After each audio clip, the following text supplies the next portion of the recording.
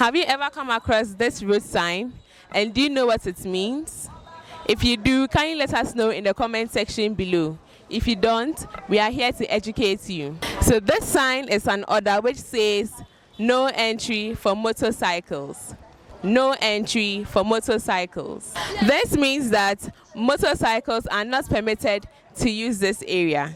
Whenever you see this sign, kindly do well to abide by it. If you go contrary to what it says, you can be punished by law. So if you've realized, most footbridges have the path which has the staircase and a path which is a gentle slope.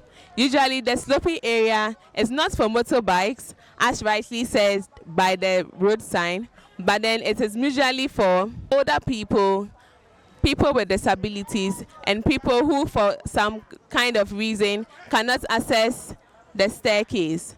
Please do well to use either of them for your convenience. Thank you.